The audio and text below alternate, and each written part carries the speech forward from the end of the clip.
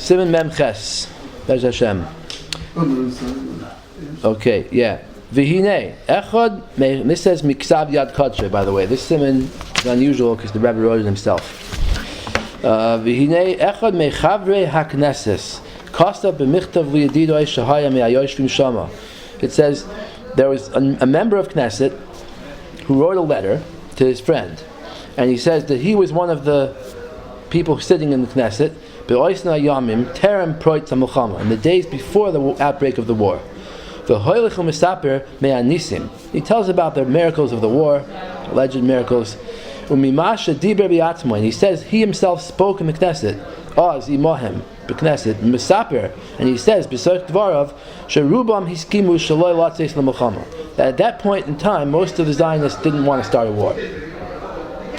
This is referring to before at the last minute they changed the government. Before that point it was Eshkol's government, and the extremist parties weren't in it, and the majority of the government didn't want to have a war. They wanted to negotiate.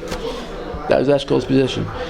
And but Moshe Dayan and Ben Gurion made a campaign to portray Eshkol as a weakling, and to get everybody to have no confidence in him, and eventually they succeeded in having the government fall, and they got into the coalition. They made a unity government, including Ben Gurion's party and including Begin's party, and they brought them all together, and then they made the war. They made Moshe Dayan the defense minister and whatever. So he's referring to before that point, when they were preparing, when they were still holding by saying, negotiate. He says, Rubam hiskimu shelo latzes l'milchama. Most of them didn't want to go. Be'amram, why? Sheyesh pachad v'sakana gedola. Achmana litzlan al yidei milchama zu. They said, if we start a war, there's going to be a danger to us. Meaning, even if we win the war, there's going to be so many casualties, and the Egyptians could attack. They could bomb Israeli cities. You never know what's going to happen. V'hechinu afilu kfarim. Achmana litzlan. He says they prepared graves. Adain Mispar. It says they took parks and they filled them up they dug graves there in case people die. They'll have quick ways to bury them. So why did they do this? So it's kind of confusing. The letter is saying that they didn't want to have a war, and then he's saying that they prepared graves. So why did they prepare the graves? Let's just continue another line. There's many other sources of information about this. Shekain haya haskamas roiv hamemshala. That this was the agreement of most of the government at that point in time, before the takeover of the extremist parties. Im kain. So the Rebbe's point from this is Im kain yadu be'atzmam she'im lo yelchu lemilchama. The Zionists themselves knew that if they didn't start a war, ein chashash takana kol kach, there wouldn't be a danger so much. Kaniz karleel, like we said before, the Arabs weren't planning to attack. There was no danger of war. Only if the Israelis would start a war, then haya pachad noyer kazem. Then that they were afraid of the casualties. Okay, but at that point, when they were against having a war, they weren't afraid the Arabs were going to start a war. But the lowest of the Zionists, the ones who were the worst, the extremists, became in power. They got into power. Hamiskarim and Muhammad, those who were wanting badly to start a war, meaning Dayan, his people. And these people didn't care about Jewish lives. They were ready to start the war no matter what happened. Those were so-called lefties. The original, other than Begin, right? But Ben Gurion was originally part of Mapai. He broke with it because of this, because he felt they weren't being strong enough against Nasser. Even though there was a possibility of winning the war, that even naturally speaking, the Israelis would probably win the war. We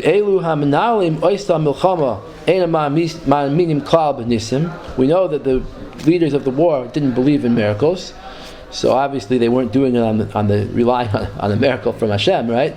They were doing it because they thought they were going to win. They went into war relying on their own power, because they relied on their tactics in winning the war. Even though they were going to win, there was still going to be a sakana to many Jewish lives. You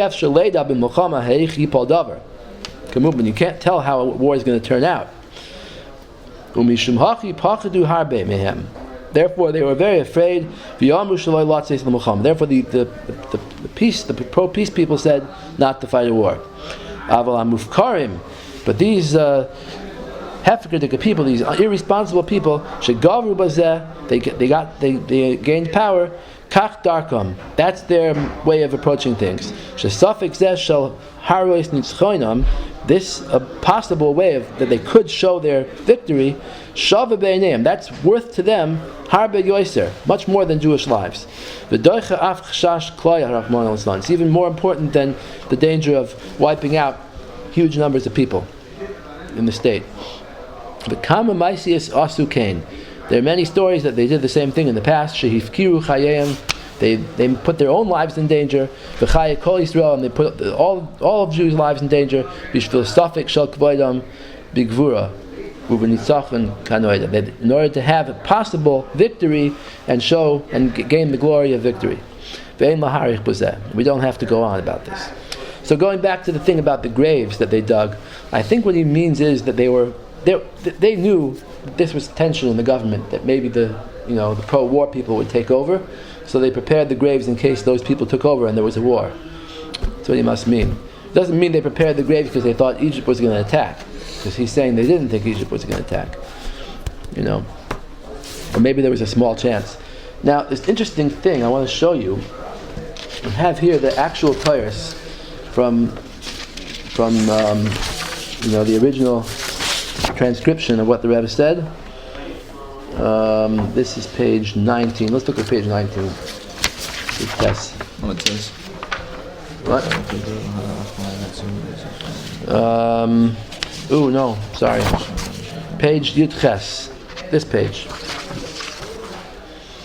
I think here it is. He says like this. If the Zionists wouldn't have wanted a war, there wouldn't have been one. He says, they caused the tsaris. The tsaris haben ze goyim gewen. The Zionists caused this tsaris to happen. Ze haben sich gerecht. They thought about it in advance. He says, ze zayin mufkarim. They're the ones who are like irresponsible. Ze haben sich gerecht of them. They thought about it in advance and they still went ahead and fought the war. And he says, Ich hab gedas gesagt geseder. I was saying this the whole time. Pashat mikoich svar. I was saying it out of my own logic. Practice. He says simply practical logic. Ze, and he puts in parentheses hatziyonim, ze zagen as the sonim, meaning the enemies, the Ishmaelim, the Arabs, haben gesagt chalila as they willen kommen lahashmi la'arag la'abed. That the Zionists claimed that the Arabs were about to start a war and try to kill every Jew. He says, doch nicht zu verstehen. He says, how could it be? Nicht zu verstehen mit Seichel. How could you understand such a thing? Wer sagt das euch, was will tun? Who says out openly what he's about to do? If someone's about to launch an attack, you don't just say, hey, I'm about to launch an attack and go kill every Jew. No. Why did the Arabs have to say it? Chas v'shalom, as they will tun, thus if the attacker did want to come and kill every Jew, was darfen sie erzählen for us? Why do they have to tell in advance? Ich will das tun. L'may nafkamina. Sim Krieg. Why does it help them in their war efforts? As though they're telling. They're telling and then the enemy, alsting was me will tun. L'may nafkamina. Why do you tell the opposite side what you're going to do? Elamai. The Rebbe says that's not what they meant. They haben das gesagt la'ayim. They said it as a threat. Man soll sich nicht schlagen. He said, don't come fight us. He said, Nasser didn't want to start a war. He said, if you come and start a war with me, then I'll go and kill Jews. But otherwise, he didn't say it. What? He said, Ahlan wa salam. What does that mean? Welcome. Welcome to what? No, like if you want to war, you want to fight a war, then welcome, yeah. He wanted them to surrender or to not fight. They haben gewollt haben die Wasser, and they just wanted to have the water, the straits to the Red Sea. They haben gewollt and they wanted other things, maybe they wanted other arguments against Israel. Haben sie gewollt ma'ayim sein. Therefore, they said it as a threat. Das Ganze ist gewen as man soll sich. I think the next word is, I don't have it here, but oh yeah, I do have it. Man soll sich nicht schlagen. The whole thing was that they shouldn't fight. When there is the hut Chastoiv Yiddish and Nefashos. Whoever cares about Jewish lives, Trachman der Rebbe. He thinks about this, takes that into account. When Menzet as Mizol sich nicht schlagen, they make sure that they don't fight a war.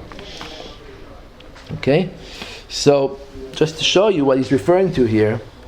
Upper East Side's nice, man. Zionism, the real enemy of the Jews. It's crazy expensive. Volume 3, page 57 by Alan Hart. He just brings an interesting fact. He says, on that day, Nasser addressed the Council of Trade Unions in Cairo. American newspaper headlines and news leads on television and radio bulletins quoted the Egyptian leader as saying, quote, "We will destroy Israel." Nasser did indeed utter those words, but in a context that gave them a totally different meaning to the one implied by the American media's presentation of them. The following is what Nasser actually said. If Israel embarks on an aggression against Syria or Egypt, the battle against Israel will be a general one and not confined to one spot on the Syrian or Egyptian border. The battle will be a general one, and our basic objective will be to destroy Israel. So, but the American media took only the words, "We will destroy Israel," and put it in the headlines. So everyone got the feeling, he says, as a consequence, American public opinion in general, and Jewish American opinion in particular, was finally convinced that poor little Israel really was about to be attacked, and that its very existence was at stake. Well, they do that all the time. They do it all the time. But that's what he's referring to here in this Torah here, Parshas Korach. He's saying that he said it all along. The Rebbe understood all along that the Egyptians didn't mean they're going to come destroy. They meant, if you attack us first, then okay. But if you don't attack, we won't do anything. Yeah.